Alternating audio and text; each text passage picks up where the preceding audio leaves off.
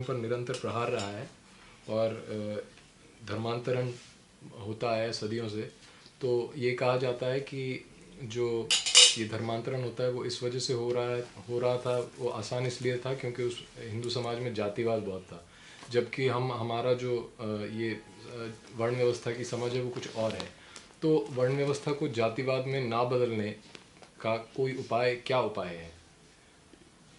जाति धर्मा कुल धर्मा शब्द का प्रयोग है या नहीं गीता में? यह भी भ्रम फैलाया गया है कि वर्ण व्यवस्था अलग है, जाति अलग है। ब्राह्मण जाति है या नहीं? जाति शब्द का अर्थ जन्म को लेकर चरितार्थ है। गीता का पहला अध्याय ही देखिए तो जाति धर्म का, कुल धर्म का वर्णन है या नहीं? और शाश्वत कहा गया है, सनातन है। पहले तो इस भ्रम को दूर करना चाहिए कि हम वर्ण व्यवस्था के पक्षधर हैं, जातिवाद के पक्षधर नहीं हैं। इस भ्रम को दूर करने की आवश्यकता है। योग दर्शन में जाति, आयु, भोग, प्रारब्ध के 3 फल बताए गए हैं। दूसरी बात है अंग्रेज़ों की कूटनीति है, क्योंकि भारत में जब तक वर्णाश्रम व्यवस्था थी तब तक शिक्षा, रक्षा, अर्थ और सेवा के प्रकल्प सबको संतुलित रूप में प्राप्त थे।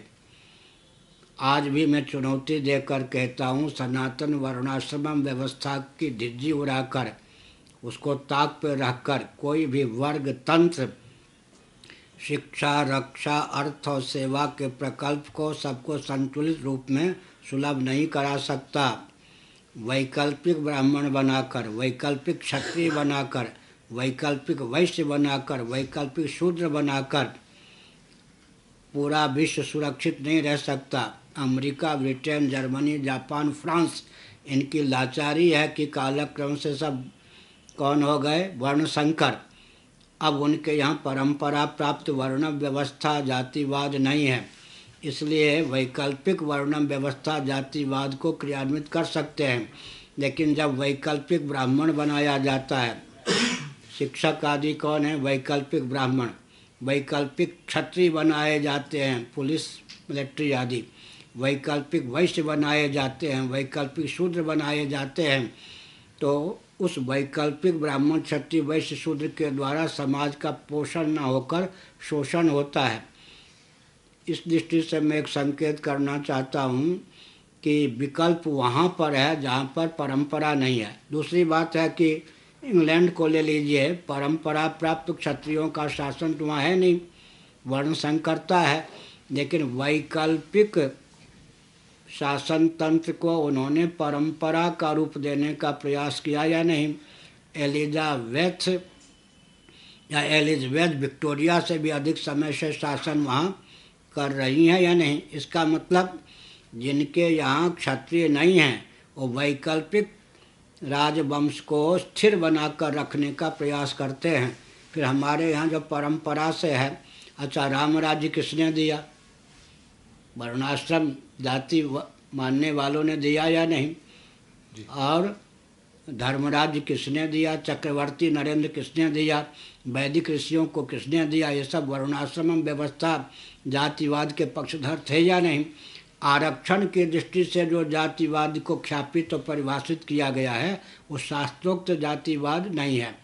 डॉक्टर इब्राहिम ने कहा था कि जहाँ जाति प्रथा, वर्ण व्यवस्था परंपरा से है वहाँ वो न टूटे तभी मानवता की रक्षा हो सकती है। मैं उदाहरण देता हूँ, जब हम विद्यालय के माध्यम से, शिक्षण संस्थान के माध्यम से वैकल्पिक ब्राह्मण बनाते हैं, समय अधिक लगता है, संपत्ति अधिक लगती है, फिर भी ब्राह्मणोचित संस्कार का आधान नहीं कर पाते। जब हम वैकल्पिक क्षत्रिय बनाते हैं, समय अधिक लगता है, संपत्ति अधिक खर्च होती है, फिर भी संस्कार का हम आधान नहीं कर पाते। यही स्थिति वैश्यों की, यही स्थिति शूद्रों की है। फिर जब हम वैकल्पिक बनावेंगे तो सफाई कर्मी अपनी इच्छा से कौन बनना चाहेगा? मजबूरी या लाचारी में कोई बनेगा तो 5वें कॉलम में, चौथे कॉलम में तो कोई आ ही नहीं सकता है। पहले कॉलम में, दूसरे कॉलम में या तीसरे कॉलम में ही सब भर जाएंगे। तो कोई विभाग अधिक व्यक्ति के कारण दिशाहीन होगा, कोई विभाग व्यक्ति न मिलने के कारण दिशाहीन होगा। तो इस सब दृष्टि से अच्छा, जनसंख्या की दृष्टि से लीजिए, न गर्भपात की आवश्यकता है, न परिवार नियोजन की आवश्यकता है, चूँकि ब्राह्मण जाति को चारों आश्रमों में अधिकृत माना शास्त्रों ने। ज्ञान विज्ञान उनके ऊपर है, समाधि भाषा में लुप्त ज्ञान विज्ञान को प्राप्त करना, विकृत ज्ञान विज्ञान के शोधन की क्षमता प्राप्त करना। तो ब्राह्मणों का जीवन पूरा त्यागमय तपोमय था या नहीं? ब्रह्मचर्य आश्रम में, गुरुकुल में तो भोगराग का प्रवेश नहीं, वानप्रस्थ आश्रम में भोगराग का प्रवेश नहीं, संन्यास आश्रम में भोगराग का प्रवेश नहीं, और गृहस्थाश्रम की अवधि कुल 25 वर्ष, उसमें भी अष्टमी चतुर्दशी इन तिथियों को और श्राद्ध इत्यादि को बचाओ, पत्नी का स्पर्श भी मत करो, रजस्वला हो तो पत्नी का स्पर्श न करो, तुम सबको मार्गदर्शन देने वाले हो, तुम्हारा जीवन भोगराग से समन्वित न हो, विषय की किंकरता तुम्हारे जीवन में न पले। इन सब दृष्टियों से विचार करें तो पूरा जीवन त्यागमय तपोमय। तो शिक्षाविद ब्राह्मणों की जितनी संख्या होनी चाहिए स्वाभाविक उससे अधिक हो ही नहीं सकती थी। क्षत्रियों को कहा गया अगर आप संन्यास ले गए तो रक्षा की व्यवस्था संतुलित नहीं रहेगी, अब वानप्रस्थ आश्रम तक सीमित रहो और धर्म युद्ध से कभी मुकरो मत। क्षत्रियों की जितनी संख्या होनी चाहिए थी उससे अधिक हो ही नहीं सकती थी। वैश्यों को कहा गया वानप्रस्थ और संन्यास से दूर रहिए, ब्रह्मचर्य आश्रम और गृहस्थाश्रम तक सीमित रहिए, ताकि कृषि गौरक्ष वाणिज्य का प्रकल्प, अर्थ का प्रकल्प संतुलित रहे। शूद्रों से कहा गया सारा कुटीर उद्योग, लघु उद्योग और सेवा का प्रकल्प आपके ऊपर है। आप अगर गुरुकुल वानप्रस्थ संन्यास का दरवाज़ा खटखटाओगे तो वास्तव में सेवा का प्रकल्प, कुटीर उद्योग, लघु उद्योग का प्रकल्प नष्ट हो जाएगा। इसलिए आप केवल गृहस्थाश्रम तक सीमित रहो। संख्या भी सुरक्षित थी और एक पते की बात है, हर व्यक्ति की जीविका जन्म से आरक्षित थी। अगर हर व्यक्ति की जीविका जन्म से आरक्षित नहीं होगी तो जीविका के अर्जन के लिए ही सारा समाज छिन्न भिन्न हो जाएगा। इसलिए दार्शनिक, वैज्ञानिक, व्यावहारिक किसी भी धरातल पर हम सनातन जाति प्रथा, वर्ण व्यवस्था को, अच्छा अगर हम मनुष्यों में मान लें तो स्त्री की जाति, पुरुष की जाति तो आपको मानने के लिए बाध्य है, होना पड़ेगा। पशु और पक्षी की जाति मानने के लिए बाध्य होना पड़ेगा। आम में भी विविध प्रजातियां आपको मानने के लिए बाध्य होना पड़ेगा। वहाँ जाति का उल्लंघन कैसे करेंगे? दूसरी बात है कि अगर भेद को हम स्वीकार नहीं करते हैं उसका नाम प्रलय है। 5 उंगलियों में भेद है या नहीं? 5 उंगलियों की उपयोगिता है या नहीं? 5 उंगलियां जिनसे जुड़ी हथेली में तो नहीं भेद है। एक हथेली से 5 उंगलियां निकली हैं या नहीं? तो ब्राह्मण, क्षत्रिय, वैश्य, शूद्र, अंत्यज एक ही केंद्र से तो 5 निकले हैं। फिर आज अंतिम बात यह है कि सनातन वैदिक आर्य धर्म में फल चौर्य नहीं है, फल से जुड़ाव नहीं है, फल से किसी को वंचित नहीं किया गया। गीता के 18वें अध्याय का 45वां 46वां श्लोक लीजिए, स्वे स्वे कर्मण्य अभिरता संसिद्धिम लभते नरः स्वकर्मणा तमभ्यर्च्य सिद्धिम विन्दति मानवः। एक सफाई कर्मी भी धर्म बुद्धि से अपने दायित्व का निर्वाह करता है तो उसको वही फल मिलता है जो एक पुजारी ब्राह्मण को। फल से वंचित नहीं रखा गया। उदाहरण के लिए अग्नि का त्याग करके हम संन्यास लेते हैं। हम भोजन नहीं बना सकते, अग्नि का स्पर्श नहीं कर सकते, लेकिन भोजन कर सकते या नहीं? जब फल के साथ दुराव है ही नहीं। और वर्णोचित संस्कार तो तभी होगा ना, क्या कल भी हम जानते हैं ना, वर्ण संकर भी तो फल होते हैं या नहीं? एक परंपरा के फल होते हैं। तो ब्राह्मण इन सब का जो सांकर्य हो जाएगा तो सचमुच में संस्कार तो लुप्त हो जाएगा नहीं। अधिक न कह के मैं एक उदाहरण देखता हूँ। ये भुजदंड है।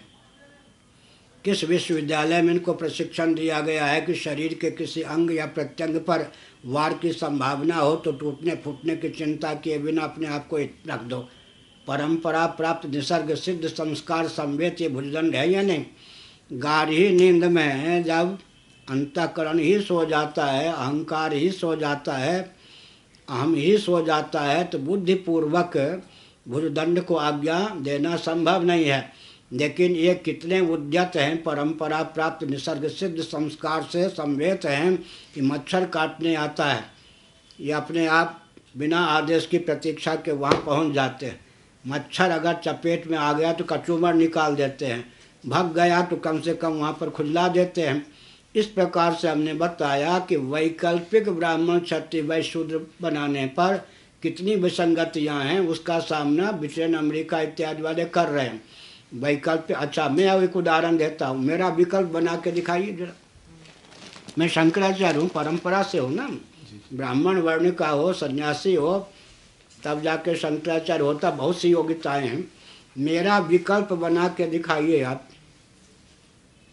दलाई लामा जी मेरे विकल्प होंगे या पोप होंगे? शंकराचार्य का विकल्प, ब्राह्मण का विकल्प बना के दिखाइए। जितने आज ब्राह्मण के विकल्प बनाए गए मंत्री आदि, वही सब के सब ब्राह्मणत्व के, ब्राह्मण का जो दायित्व था उसके लिए विध्वंसक सिद्ध हो या नहीं। क्षत्रियों के विकल्प किसको बनाया आपने? पुलिस को बनाया, मिलिट्री को बनाया, रक्षा के लिए वही सरदर्द हैं या नहीं? वैश्यों का विकल्प आपने उद्योगपतियों को बनाया, आर्थिक शोषण के वही विकल्प ही तो है ना। आर्थिक शोषण में किन का हाथ है? उद्योगपतियों का। वैश्य तो शोषक हो ही नहीं सकता था, क्षत्रिय तो शोषक हो ही नहीं सकता था, परंपरा प्राप्त जो जाति से ब्राह्मण हो तो शोषक हो ही नहीं सकता था। सेवा के लिए प्रकल्प आप मिशन को, कौन मिशन? क्रिश्चियन आदि के मिशन को बनाया ना, उन्हीं से सेवा को खतरा है या नहीं? और सेवा के नाम पर दूसरे का अस्तित्व आदर्श को विलुप्त करने का षड्यंत्र है या नहीं? हमने बताया कि हमारा विकल्प हो ही नहीं सकता है। कभी कभी विकल्प की उपयोगिता होती है, जैसे सोमलता सुलभ नहीं है तो पूतिका के द्वारा उसका काम चलाया जाता है। अभावेशाली चूर्णम व सत्यनारायण कथा में कहते हैं। लेकिन मैं एक उदाहरण देता हूँ। खानदानी क्षत्रिय जाति से क्षत्रिय राम जी लक्ष्मण जी 2 गए थे अयोध्या से, सीता जी का तो अपहरण हो गया था। बाकी सब जो देवता हनुमान जी आदि थे वो तो वर्ण से क्षत्रिय नहीं थे। उन वैकल्पिक क्षत्रियों ने खानदानी क्षत्रिय के अनुगत होकर युद्ध लड़ा और जीता। अंत में सारा श्रेय खानदानी क्षत्रिय को गया। तो वैकल्पिक जो होते हैं वो परंपरा प्राप्त जो मूल हैं उनके सहयोगी बनकर उपयोगिता सिद्ध कर सकते हैं। केवल वैकल्पिक आप, हमारा कोई विकल्प ही नहीं होगा। वेद का विकल्प आप क्या निकालेंगे? गीता का विकल्प निकाल के दिखाइए। मेरे प्रश्न का एक तात्पर्य ये था, मैं ये नहीं कह रहा था कि जातिवाद, ये तो जाति अलग है वर्ण से। मेरा कहने का मतलब था जातिवाद की इस तरह से कि हिंदू समाज में एकता नहीं है, क्योंकि ऐसा है, सारी भ्रांतियाँ हैं। सुनिए, पहले मैं आर्थिक दृष्टि से बात करता हूँ। चप्पल कौन बनाते थे? ब्राह्मण। जूता, एक चप्पल जूते की कीमत आज कितनी है? वो ब्राह्मण क्षत्रिय वैश्य बनाते थे क्या? बर्तन कौन बनाते थे? बांस के ही सही, पीतल आदि के सही। कपड़े कौन धोते थे? अब बाल कौन बनाते थे? उन सब की जीविका जन्म से आरक्षित थी। इनसे ये सब स्रोत अर्थ के थे या नहीं? अच्छा, कोई भी ब्राह्मणों के यहाँ का लीजिए, जो माताएं प्रसूति का गृह में होती थी, प्रसव के सन्निकट होती थी, तो नर्स का काम करने के कौन आती थी? ब्राह्मण क्षत्रिय वैश्य घर की महिला। समझ गए ना? नर्स का काम करते थे या नहीं? अच्छा, ब्राह्मण घर के भी शव अगर स्मशान में जाए, उनके ऊपर कितने भी रेशमी आदि वस्त्र हों, वो दलित परिवार का अधिकार उस पर होता था या नहीं? और मुसलमानों के यहाँ तो उनके धर्मगुरु का या मजहब के गुरु का अधिकार होता है, जो हमारे यहाँ उनका था। कोई भी हमारा ऐसा प्रकल्प, यज्ञ ले लीजिए, विवाह ले लीजिए, जिसमें आर्थिक दृष्टि से भी सब वर्ण को, सब जाति को प्रोत्साहन न मिलता हो। कोई संस्कार ले लीजिए जिसमें सबकी सहभागिता यथास्थान न हो। इसका अर्थ क्या है? जातिवाद का दुरुपयोग मिटना चाहिए। जातिवाद तो वरदान स्वरूप है। और एक बहुत बड़ी बात है, बहुत बड़ी बात है, प्रकृति प्रदत्त ईश्वर की शक्ति जो प्रकृति है, प्रकृति प्रदत्त जितने भेद हैं, उन भेदों का सदुपयोग करता हुआ भेद के मूल में जो निर्भेद परमात्म तत्व है, वहाँ तक पहुँचाने की स्वस्थ विधा क्या हो सकती है? ये मैं अगर विश्व से पूछूं, किसी के पास उत्तर नहीं है। फिर से मैं कहता हूँ, प्रकृति प्रदत्त जितने भेद हैं वो व्यवहार के साधक हैं या बाधक? पृथ्वी और पानी का भेद है या नहीं? पानी और प्रकाश का भेद है या नहीं? प्रकाश और पवन का भेद है या नहीं? पवन और आकाश का भेद है या नहीं? 5 उंगलियों में भेद है या नहीं? आँख कान में भेद है या नहीं? स्त्री पुरुष की आकृति में भेद है या नहीं? स्त्री पुरुष की स्वर लहरी में और प्रकृति में भेद है या नहीं? अच्छा, ये ले लीजिए, मनुष्य पशु पक्षी में भेद है या नहीं? गाय की भी प्रजाति में, फल की भी प्रजाति में, एक आम की प्रजाति में भेद है या नहीं? प्रकृति प्रदत्त जितने भेद हैं ये व्यवहार के साधक हैं या बाधक? साधक हैं। अब प्रश्न उठता है कि भेद के मूल में तो भेद नहीं हो सकता क्या? भेद के मूल में अभेद ही होता है। उंगलियों के मूल में हथेली है या नहीं? भेद के मूल में अभेद होता है। समस्त भेद भूमियों का सदुपयोग करता हुआ व्यक्ति निर्भेद परमात्मा में मन को लगा सके, matter is nothing but energy, energy is nothing but soul, इस ढंग से अगर बोले, निर्भेद जो परमात्मा है उसमें मन को लगा सके, इसकी कोई सनातन वर्ण व्यवस्था जातिवाद सम्मत जो प्रथा है उसको ताक पे रखकर इसका कोई हमको क्या हल बता के दिखा दे, समाधान नहीं।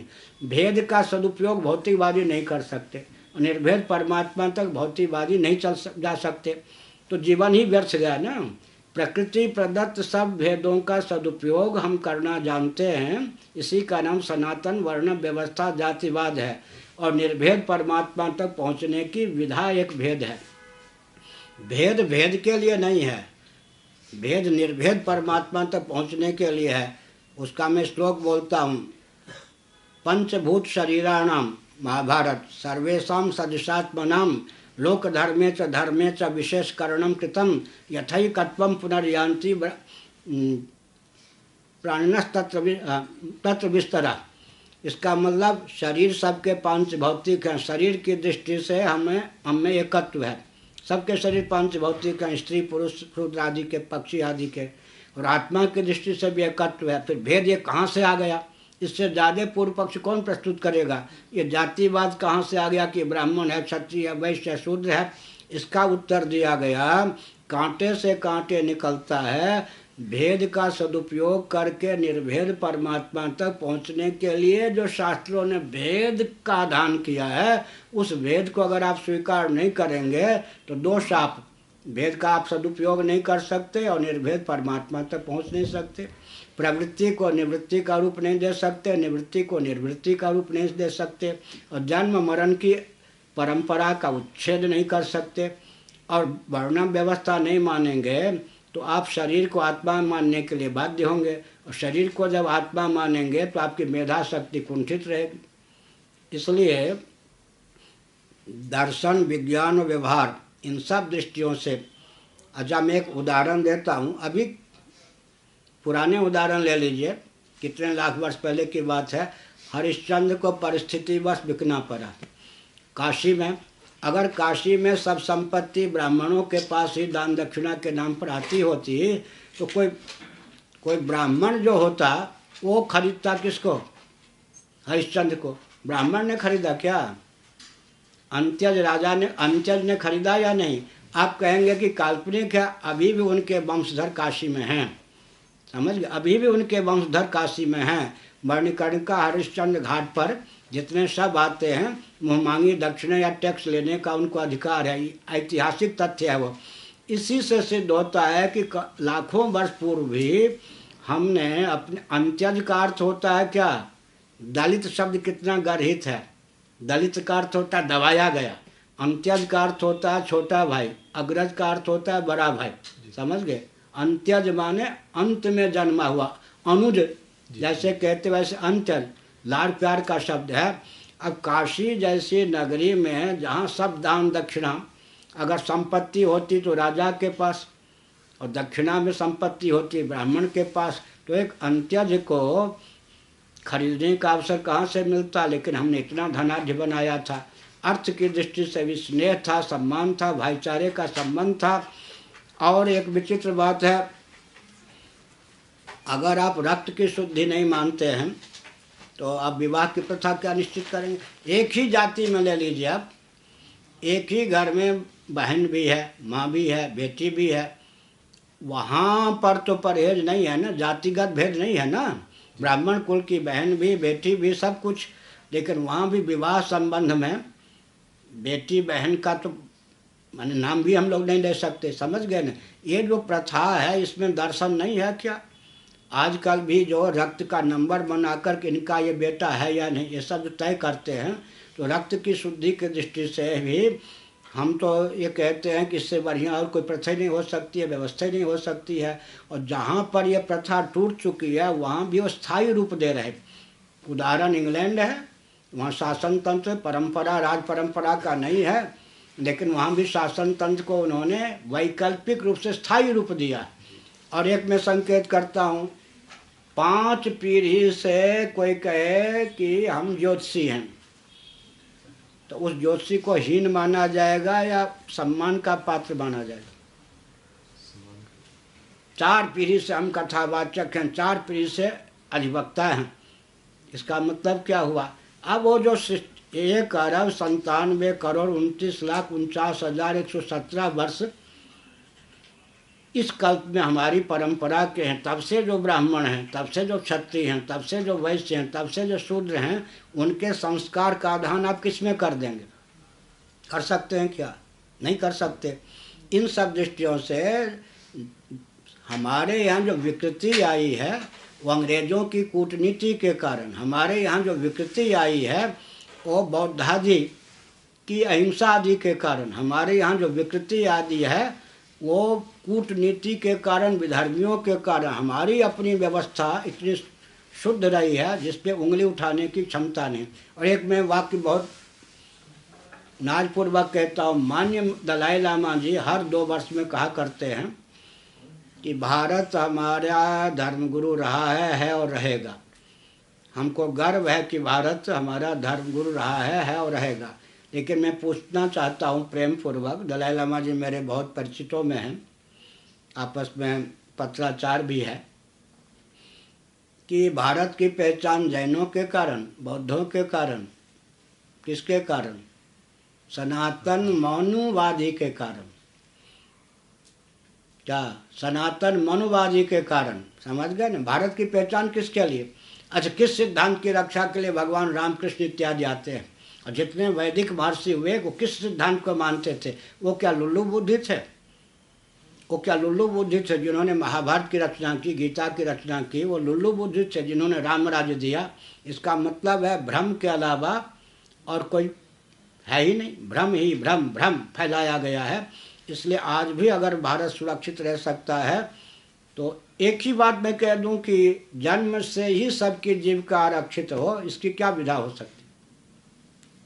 आधुनिक जो आरक्षण की विधा है उसमें प्रतिभा की हानि दोनों पक्ष के, प्रगति की हानि, प्रतिशोध की भावना, प्रायोगिक नहीं, अंत में परतंत्रता। 5 दोष तो आधुनिक आरक्षण में है। और जन्म से जब हम हर व्यक्ति की जीविका को मानते हैं तो सब कुछ सुरक्षित है। क्या त्रुटि है हमारे वर्ण व्यवस्था में जिसको हम न माने?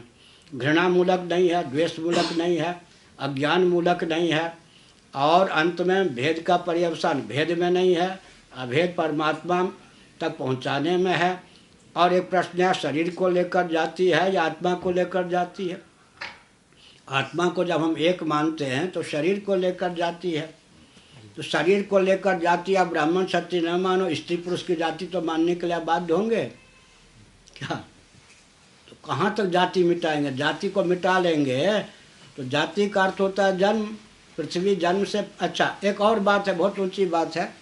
अभी हमको कोसी में किसी ने प्रश्न किया था कुछ महीने पहले, कर्म या जन्म, ब्राह्मणोचित कर्म करे वो ब्राह्मण ऐसा। तो मैंने उत्तर दिया था कि पहले हाथ का जन्म होता है या हाथ के कर्म का? पहले सिर का जन्म होता है या सिर के कर्म का? पहले नाक का जन्म होता है या नाक के कर्म का? क्या समझ गए ना? हाथ का जन्म होगा तब तो हाथ का कर्म करेंगे ना, सिर का जन्म होगा तब, बुद्धि का जन्म होगा तब तो बुद्धि से क्या काम करेंगे। तो जन्म पहले होगा बाद में कर्म होगा ना, बिना जन्म के कर्म कैसे? अच्छा, पहले बांस का जन्म होगा तब तो बांसुरी बनेगी, और बांसुरी का जन्म होगा तब तो बांसुरी बजेगी। तो जन्म पहले होगा तब कर्म आएगा, जन्म होने के बाद कर्म आएगा ना। इस प्रकार से हम विचार करें तो दर्शन, विज्ञान, व्यवहार किसी दृष्टि से तो हीनता नहीं है, हीनता भ्रम मूलक है। और कहीं भी अगर कोई संविधान का दुरुपयोग करता है, उस दुरुपयोग के आधार पर आकलन नहीं किया जाता। क्या किसी ने धर्म की धारा को न समझकर दुरुपयोग किया हो वो तो नहीं, बहुत हो गया। और कुछ एक एक